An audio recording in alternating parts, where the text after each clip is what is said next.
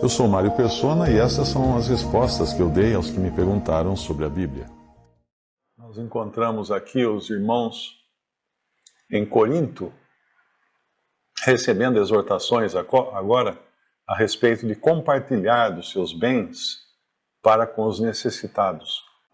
Isso aqui não tem nada a ver com os sistemas religiosos que pedem dinheiro para sustentar um pastor, sustentar um templo, sustentar uma vida às vezes até luxuosa da direção, da organização.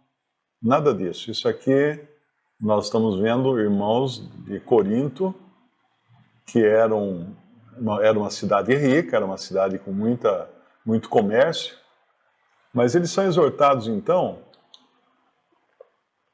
a dar, a compartilhar daquilo que o Senhor tinha dado a eles. Também, irmãos, vos fazemos conhecer a graça de Deus dada às igrejas da Macedônia, como em muita prova de tribulação houve abundância do seu gozo, e como a sua profunda pobreza abundou em riquezas da sua generosidade. Porque segundo o seu poder, o que eu mesmo testifico, e ainda acima do seu poder, deram voluntariamente. Então ele está usando aqui a Macedônia, os irmãos da Macedônia, como exemplo, porque eles eram pobres. E mesmo sendo pobres, eles haviam dado muito para ajudar os crentes, principalmente lá de Jerusalém, os crentes da Judéia, que estavam passando por grandes provas, grandes dificuldades. Porque se você analisar, quando começou a igreja, quando começou o cristianismo, muitas pessoas perderam emprego, muitos tiveram o pai de família escravizado, né, ou morto pelos soldados do sacerdote, ou mesmo pelos soldados romanos. A gente conhece um pouco da história, não é? De quantas perseguições aconteceram. O próprio apóstolo Paulo foi um perseguidor da igreja, ele mesmo confessa isso, e ele ia atrás de famílias inteiras para entregá-las à morte. Ele não fazia o serviço sujo, mas ele ia prender famílias inteiras de cristãos que eram considerados hereges, malignos, né, para a religião judaica. E entregava nas mãos, então, das autoridades romanas. E essas famílias eram escravizadas ou eram vendidas. Geralmente as mulheres jovens, eram vendidas como escravas sexuais para bordéis. Então, elas acabavam indo parar em bordéis para trabalhar como escravas sexuais. Os meninos também eram vendidos a famílias ricas, porque em Roma, no Império Romano, não era proibida a pedofilia. Então, às vezes, uma família rica, o pai de família tinha lá um menino que ele podia usar e abusar desse menino. Um escravo, né? Um escravo menino. E os homens fortes eram mandados para, quando não eram mortos, né, se fossem perigosos, eram mandados para as lutas no circo romano, ou então para remar as galés romanas, os navios romanos, que tinha aqueles remos. Então tinha aqueles escravos que ficavam todos no porão, remando o tempo todo, para poder navegar com a força dos músculos, força humana. Então isso acontecia com os cristãos. Durante muito tempo foi assim que aconteceu com eles. E com isso muitos deles perderam tudo, ficaram em extrema miséria, extrema pobreza. E aí irmãos de outros lugares, de outras regiões, conseguiam ajudá-los. E aqui ele está dando um exemplo da Macedônia, dos irmãos da Macedônia, e em meio a muita prova de tribulação, houve abundância, e como a sua profunda pobreza abundou em riquezas da sua generosidade. E aí ele vai falar no versículo 3, que segundo o seu poder, ou seja, segundo a sua capacidade, segundo o que eles tinham, e ainda acima do seu poder, deram voluntariamente, não foram obrigados a dar, deram voluntariamente, de boa vontade. E o versículo 5, e não somente fizeram como nós esperávamos, mas a si mesmos se deram primeiramente ao Senhor e depois a nós pela vontade de Deus. Isso aqui estabelece um princípio que é importante a gente lembrar. Não é a questão de dar, de contribuir, mas isso é consequência de um dar que vem antes. Ou seja, quando eu me dou a mim mesmo, ao Senhor, que é o que ele fala aqui, não somente fizeram como nós esperávamos, ou seja, de dar dos seus bens para os pobres da Judéia, mas a si mesmos se deram primeiramente ao Senhor. Ou seja, antes de mais nada, eles se deram ao Senhor. Eles se entregaram ao Senhor. E depois eles entregaram os seus bens aos irmãos mais pobres. Então esse é o princípio, né? Primeiro nós nos damos ao Senhor, nós nos entregamos ao Senhor, e depois nós vamos fazer aquilo segundo a vontade dEle para mitigar a fome dos nossos irmãos necessitados. Então é muito diferente do que se vê na cristandade, de lá um homem de terno e gravata e anel de ouro no dedo, pedindo dinheiro num palco, com banda, com tanta riqueza, tanta coisa, né? Para manter toda uma estrutura, Então, isso realmente não faz sentido. Esse princípio de primeiro você se entregar ao Senhor, para depois ofertar, é um princípio bíblico. Porque ele encontra respaldo no nosso próprio Senhor. Porque o que ele fez? O que o Senhor fez? Claro, ele deu pão para os famintos, ele deu saúde para os doentes, ele ajudou os fracos, os oprimidos, mas ele principalmente se deu a si mesmo. Ele entregou a sua vida. Ele deu o que ele tem de mais precioso para nos salvar. Deu a sua própria vida. Esse é o exemplo que nós temos. Então, olhando do lado prático, as coisas do Senhor, a igreja, né? Existem necessidades, existem irmãos com dificuldades, existem irmãos desempregados, irmãos doentes, existem muitos que viajam para levar o evangelho, para evangelizar ou para visitar as assembleias. Então as necessidades são muitas e cabe então àqueles que se dão ao Senhor, que se entregam primeiro ao Senhor, ficarem atentos para essas necessidades. Porque eu era muito visitado lá em Alto Paraíso, quando eu morava em Goiás. Sempre tinha irmãos que iam lá me visitar, levar a palavra, compartilhar comigo e tudo. E, claro, eu sabia que eles tinham um custo para isso. Então, tentava ajudar também nas despesas de viagem. Então, é muito importante, quando nós recebemos visitas de irmãos na obra do Senhor, entender que eles estão ali porque tem outros irmãos que estão bancando aquelas despesas. Vocês sabem que tem irmãos aí que vocês já receberam, vários visitantes, né? Eu sou o único que visitava, eu visitava aí com patrocínio de grandes empresas, né? Que eu ia fazer palestra na cidade, em Salvador, em outras cidades, e aproveitava a viagem para visitar os irmãos. Então, na realidade, eu estava viajando com tudo pago, com tudo do bom e do melhor, né? Porque eu ia como palestrante. Mas os irmãos que vão apenas puramente na obra do Senhor, eles não têm uma empresa por trás cobrindo esses custos. Então é bom manter a antena ligada.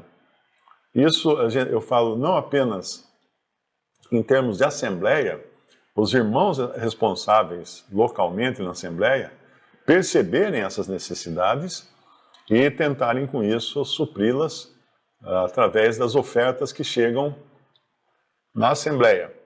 Mas não é só isso. Individualmente também, podem cada um sentir essa necessidade e querer participar dessa bênção, né? Participar dessa obra que algum irmão, porventura, esteja fazendo ao visitar. vocês aí. Eu me lembro de um irmão americano que já esteve aí com vocês também, acho que até mais de uma vez, e ele estava ele foi para me visitar em Alto Paraíso. Aí eu parei, eu tinha uma Variant, parei no posto de gasolina para encher o tanque. Aí quando eu fui pagar, o cara do posto falou assim, não, o gringo ali já pagou, né? O gringo ali já pagou. Eu fui falar, peraí, vou devolver para você. Ele falou, não vai devolver. Como não? O dinheiro, eu paguei com o dinheiro do nosso pai. É o mesmo dinheiro. Nosso pai é quem proveu esse dinheiro, então é o mesmo dinheiro. E muitos irmãos trabalham 100% dedicados à obra do Senhor, então eles dependem, sim, de ter recursos comungados, compartilhados por irmãos ou de assembleias. Outros trabalham em parte na obra do Senhor, e então eles são ajudados em parte, mas também às vezes tem uma profissão, tem uma função, né? Outros são aposentados, então eles recebem uma aposentadoria, mas essa não seria suficiente para gastos como viagem de avião e tudo mais. Eu me lembro que o Douglas Buchanan, ele é fazendeiro, então lá nos Estados Unidos, quando é fazendeiro, você tem uma boa parte do ano que você não tem o que fazer. Quer dizer, não tem o que fazer em termos, porque daí você tem que dar manutenção nas máquinas, né? Por causa da neve. No inverno você não consegue plantar, não consegue colher, você tem que esperar passar o período de inverno. Então eles usam esse período para dar manutenção nas máquinas ou também para viajar e visitar os irmãos. Já você vê o John Camp. O John Camp era professor. Ele, quando ele não tinha recursos, quando faltava recursos para poder viajar e visitar as assembleias, porque ele viaja o mundo inteiro, ele viaja na África, ele viaja na Índia, tem rodinha no pé, o John Camp. O que ele fazia? Ele não fazia, ele ficava dando aula, ficava trabalhando lá no Canadá, e aí quando tinha recursos ele fazia essas visitas, essas viagens. Então é sempre bom entender como é que funcionam essas coisas, para a gente saber que o Senhor está provendo, e é um grande privilégio quando o Senhor pode prover através de nós, quando nós podemos também participar dessa obra. Ele fala no versículo 4, pedindo-nos com muitos rogos que aceitássemos a graça e a comunicação desse serviço que se fazia para com os santos, e não somente fizeram como nós esperávamos, mas a si mesmos se deram primeiramente ao Senhor e depois a nós, pela vontade de Deus. De maneira que exortamos a Tito, que assim como antes tinha começado, assim também acabasse essa graça entre vós. No versículo 7, portanto, assim como em tudo abundais em fé, e em palavra, e em ciência, e em toda diligência, e em vosso amor para conosco, assim também abundeis nesta graça. Que graça que ele está falando? A graça de compartilhar das necessidades dos irmãos. Agora, repare aqui que eles eram abundantes, né, os coríntios, em fé. Então, muitos irmãos têm muita fé, têm fé e confiança no Senhor. Ou então em palavra. Muitos irmãos têm um ministério da palavra, sabem exortar, sabem consolar, sabem pregar o evangelho. Em ciência, ou em conhecimento, muitos irmãos têm conhecimento também. Em toda diligência, ou seja, estão sempre prestativos para socorrer, para fazer as coisas que são necessárias. E em amor, no versículo 7 fala, e em vosso amor para conosco. Assim também abundeis nesta graça. Ou seja, eles tinham eles tinham sido tão beneficiados, porque se eles tinham fé, se eles tinham palavra, se eles tinham ciência ou conhecimento, se eles tinham diligência e se eles tinham amor, é porque isso tudo era fruto, obra do Espírito Santo neles. Então nós recebemos todas essas coisas em abundância e o Senhor espera também que nós compartilhemos daquilo que temos para com os que são necessitados. Então esse é um exercício que muitas vezes no Brasil nós não temos por até uma falta de cultura cristã, né?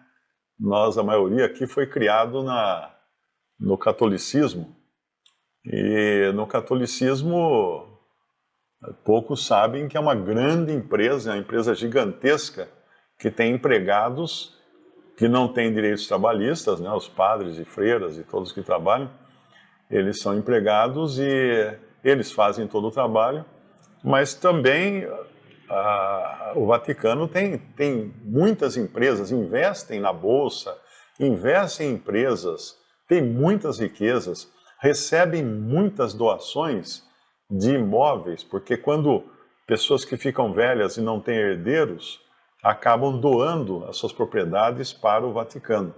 Então é a empresa mais rica do mundo, o Vaticano. Você vê a cidade do Rio de Janeiro, São Sebastião do Rio de Janeiro. Na realidade, a cidade do Rio de Janeiro pertence ao Vaticano, pertence à Igreja Católica. Pouca gente sabe disso, mas se você for comprar um imóvel no Rio, você tem que pagar uma taxa para a Igreja Católica. Todo mundo que compra ou vende algum imóvel dentro da cidade do Rio de Janeiro tem que pagar uma taxa referente à Igreja Católica, porque é ela que detém os direitos por trás do território. Vocês que moram em Salvador devem conhecer um pouco disso por causa da taxa da Marinha, que toda cidade que é de praia, que é de litoral, existe eu esqueci o nome agora, como é que chama isso? Mas quando você compra, até não sei quantos metros da praia, pertence à Marinha. Então, quando você compra ou vende algum imóvel, você também recolhe uma taxa para a Marinha. Porque, tipo assim, em caso de guerra, a Marinha pode reivindicar aquela faixa de terra para construir suas coisas, para botar suas armas ali, alguma coisa assim. Então, a pessoa não é totalmente dona daquela terra. Então, o catolicismo, ele tem isso no mundo inteiro, em muitas cidades são assim. Eles já, na colonização, eles já tomaram conta das cidades. E eles têm muitos prédios, muitos imóveis, investem em muitas indústrias, em bancos também. Então, o que acontece? O católico, o membro do catolicismo, o que vai à missa, ele nem se preocupa com isso, porque na Igreja Católica não pedem dinheiro para ninguém, né? Eles estão ricos já por natureza do negócio, da grande organização que é. Então, quando passa aquela cestinha na hora da missa, todo mundo põe ali as moedinhas, né? Porque agora eu sei que eu trabalhei no Rio de Janeiro, eu trabalhava num banco e eu que cuidava do aluguel de imóveis que o banco ocupava, escritórios e lojas, estavam no Rio de Janeiro. E muitos desses imóveis pertenciam à Sé, à Igreja Católica. Eu me lembro de ter ido negociar, inclusive, com eles, de um prédio que tinha no centro do Rio ali, que o prédio inteiro é um prédio administrativo só da Igreja Católica, para administrar todos os imóveis que eles têm no Rio de Janeiro. Então é uma organização muito rica. Então não tem essa questão de o católico se preocupar muito, mas eles ajudam. O católico que é fiel, ele ajuda lá nas obras sociais, ele ajuda dando dinheiro para asilos, para orfanatos e tudo mais.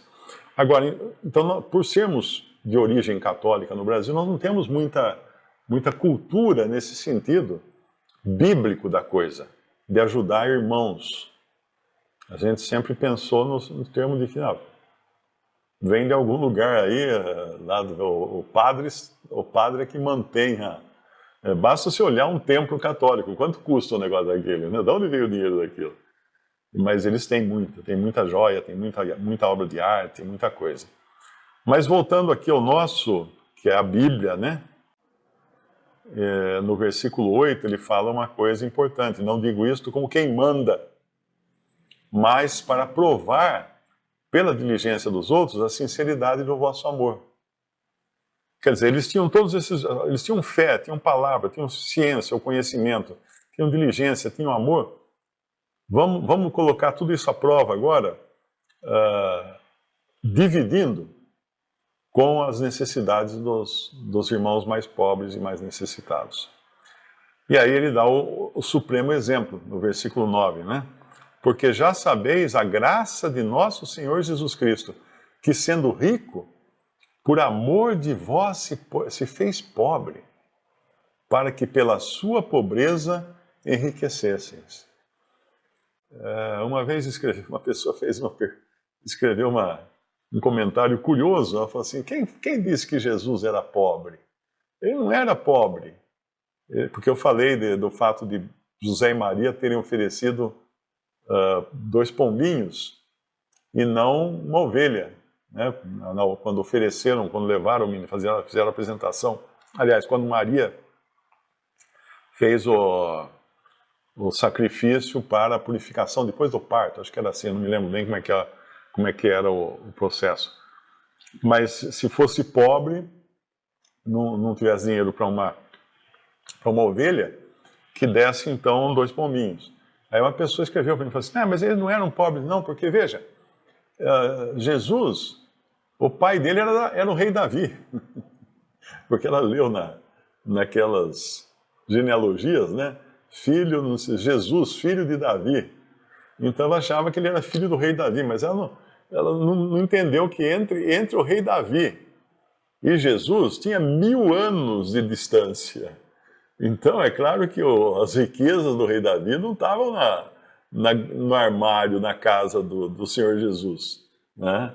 Era uma coisa que aconteceu lá atrás, quando houve o reino de Davi. Mas ele era pobre, embora ele fosse extremamente rico, porque ele é o dono do universo, mas para ver ao mundo ele se fez pobre. Ele se fez pobre, nasceu numa manjedoura, nasceu num estábulo, numa cocheira, né? E dependia de outros para alimentá-lo. Ele era capaz de multiplicar os pães para as outras pessoas, mas não para si. Ele poderia, mas não fazia isso para si. Ele nunca fez nenhum benefício para si mesmo. Todos os benefícios ele fez para outros. As curas, a transformação da água em vinho, a multiplicação dos pães, ele sempre fazia para os outros. Para si, ele pedia: dá-me de beber. Ele pede para a mulher que está na beira do poço: dá-me de beber. Então, ele se fez extremamente necessitado. Mas para que ele, pela sua pobreza, nós pudéssemos enriquecer. E como nós somos ricos? Porque temos em Cristo, todas as riquezas, todas as bênçãos espirituais reservadas para nós nos lugares celestiais, como fala em Efésios capítulo 1. Mas voltando aqui ao nosso capítulo, então, no versículo 12, porque se há prontidão de vontade, será aceita segundo o que qualquer tem, e não segundo o que não tem. Mas não digo isto para que os outros tenham alívio e vós opressão, mas para igualdade. Nesse tempo presente, a vossa abundância supra a falta dos outros, para que também a sua abundância, a abundância deles, supra a vossa falta em outro momento e haja igualdade. Como está escrito: o que muito colheu não teve de mais, e o que pouco não teve de menos. Ou seja, ninguém deve dar daquilo que não tem. É muito comum nessas religiões a pessoa emprestar dinheiro no banco para poder pagar o dízimo. Isso é um absurdo, porque ela não tem. Ela não tem. Então não é para fazer isso. Não é para se endividar para poder ajudar. É do que sobra, da abundância. Da abundância para suprir a falta do outro. Um outro detalhe nesse capítulo aqui é que dá a entender que irmãos eram escolhidos para levar essas ofertas. Porque é muito importante, quando a coisa envolve dinheiro, que não seja colocado na mão de um só, mas de mais irmãos, né? Aqui nós vemos a partir do versículo 16, fala de Tito, e fala também, no versículo 22, fala: com eles enviamos também outro nosso irmão. Outro nosso irmão. Então, eles faziam isso, né, enviando as dádivas, as doações, por meio de mais de um irmão. Todas as vezes que envolve dinheiro e recursos, isso nunca deve ser tratado por um só irmão na Assembleia.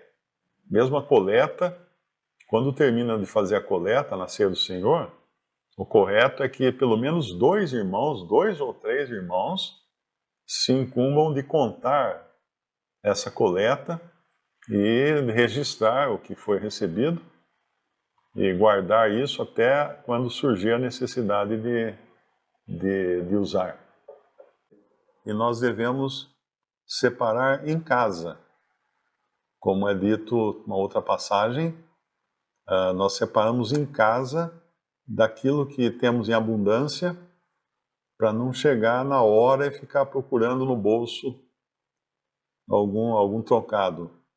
Então, em casa, nós já planejamos e vamos pro dia do Senhor já preparados para ofertar. E ofertamos em segredo, né? A mão direita não saiba o que a mão esquerda está fazendo.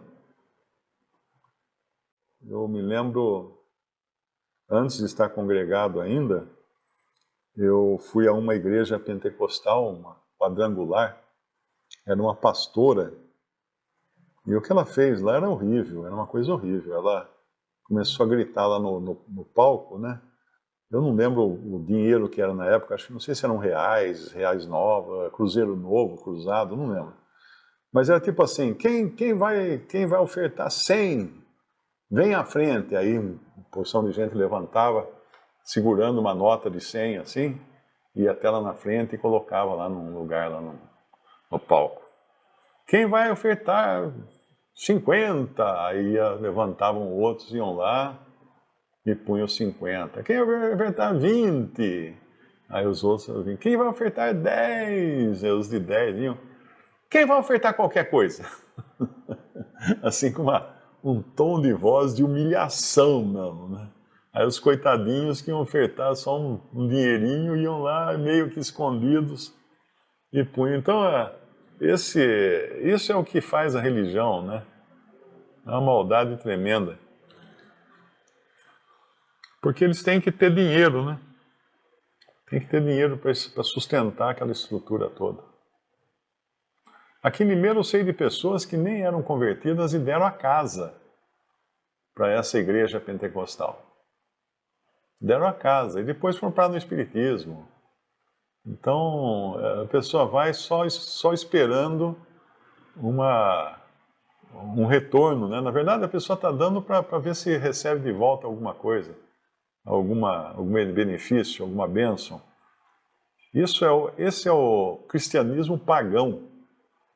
O cristianismo pagão é o paganismo. Na verdade, o que o paganismo faz? Ele faz as ofertas aos seus demônios para eles ou deixarem a sua vida sossegada, ou não permitir que aconteça algum mal na sua família. Eles fazem pensando no benefício, mas nunca pensando em Deus. O objetivo não é Deus, é o benefício. Eu estava pensando nesses dias, né, quando o Senhor transformou água em vinho, ninguém elogiou o Senhor lá no casamento de Caná. Elogiaram o vinho. Elogiaram o vinho.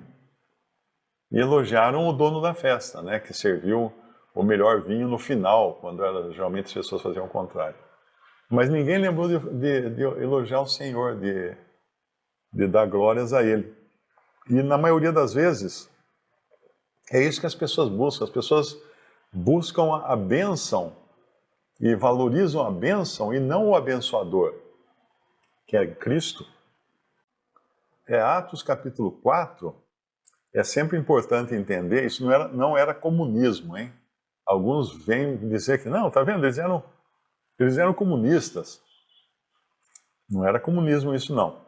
Eles faziam isso de coração, porque a obra do Espírito foi tão grande na vida daquelas pessoas que de repente eles começaram a repartir tudo do que tinham com os necessitados. Mas isso não era uma obrigação, tanto é que quando Ananias vende a sua propriedade e mente, né? Ele diz que vendeu por tanto, mas ele tinha vendido por mais e ficado com a parte da venda. Então o pecado dele não foi reter parte da venda, porque Pedro fala assim, se você tivesse ficado, não seria seu mesmo? Quer dizer, ele não era obrigado a dar tudo. O problema é que ele mentiu. Ele mentiu para parecer que estava dando tudo, né? Mas ninguém era obrigado, não era por obrigação. Visite o canal Respondidas no YouTube. Também respondi.com.br e 3minutos.net. Baixe os livros e o aplicativo.